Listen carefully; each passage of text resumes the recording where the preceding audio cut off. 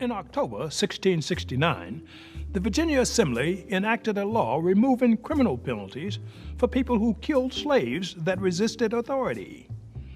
That practice would not be considered murder because the, quote, premeditated malice, unquote, element of murder could not be formed against one's own property.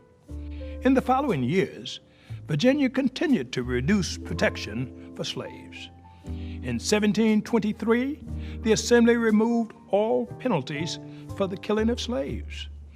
That meant that an enslaved person could be killed for an offense as minor as picking bad tobacco. In effect, enslavers could kill enslaved people with impunity in colonial-era Virginia. Laws in the other colonies were also weak when it came to protecting the lives of slaves.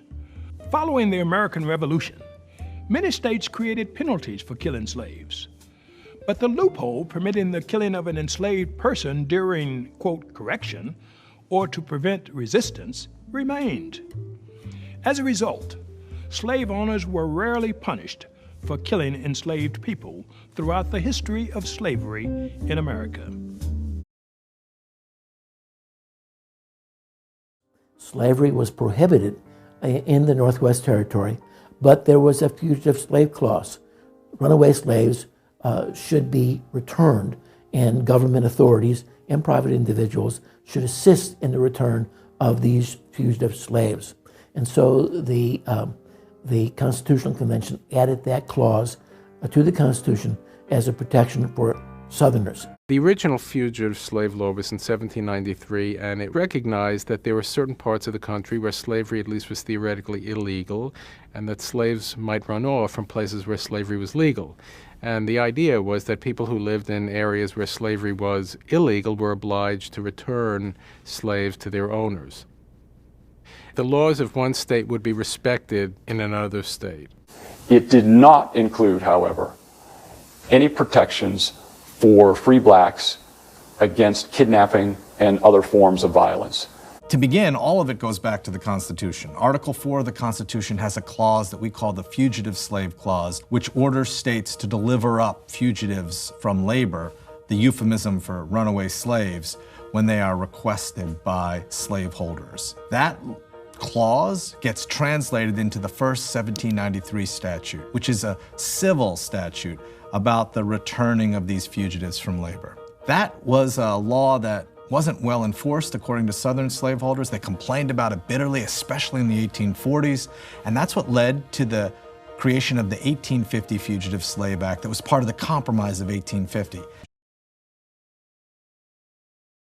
This 1850 statute, this was much tougher than the earlier one. It punished people who harbored runaways, members of the Underground Railroad, with both civil penalties and criminal penalties, including up to 6 months imprisonment if they were caught and prosecuted successfully. This was a very controversial measure. It was draconian in theory, but in practice it wasn't well enforced. The Underground Railroad was alive and well in the North in the 1850s. There are more documented escapes than rendition hearings in the years before the Civil War. There were dozens and dozens of people who were tortured and imprisoned in the South because of helping fugitives, but not under federal law, under state slave-stealing statutes.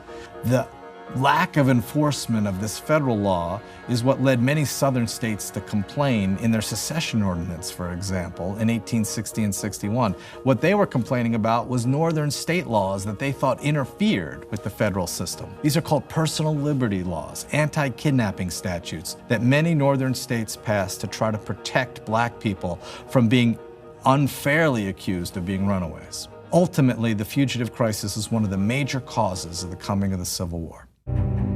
The law stipulated that any citizen, North or South, could be rounded up and forced to catch a suspected runaway. Fugitive Slave Law of 1850 virtually legitimates the kidnapping of free blacks. It means that a Southerner can hunt down any black in free soil and say, "You're my slave." And most significantly, in one sense, any white can be deputized at any moment, day or night, and is required to help round up a suspected fugitive slave. When the compromise was finally sealed in late September, Slavery had mostly been a decision of each state. That's why we had northern free states and southern slave states.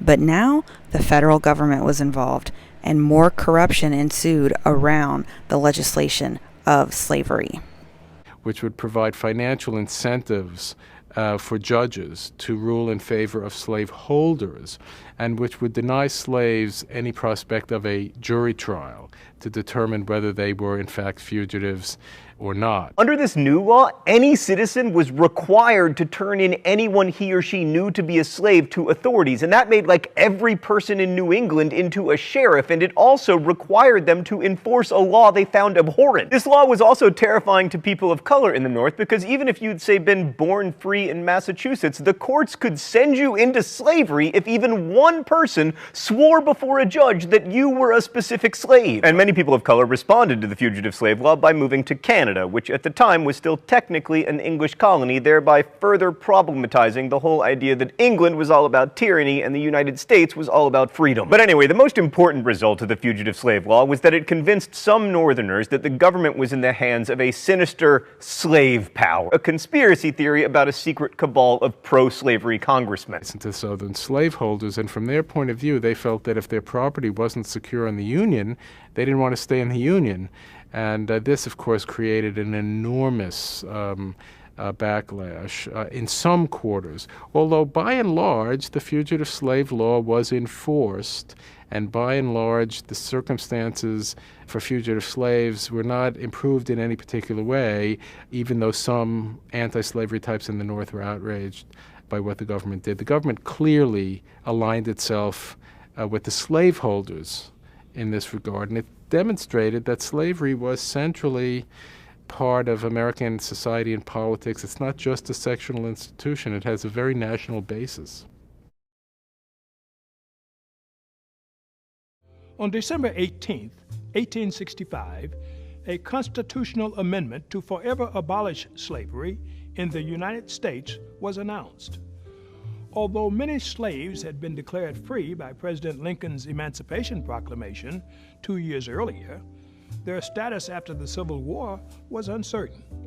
Indeed, a constitutional amendment to abolish slavery had originally been proposed in 1863 and was passed by the Senate in April of 1864. But the law faced trouble in the House of Representatives.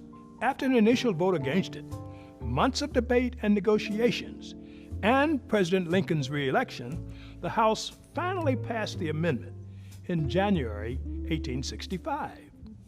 But before it could be added to the Constitution, it was necessary that 2/3 of the states, 27 out of the then total 36, ratify it. Northern states quickly did so. Many southern states were reluctant, but they slowly joined in, with Georgia becoming the 27th state to approve ratification. The 13th Amendment prohibits slavery and involuntary servitude. However, the amendment created an exception for the punishment of crime.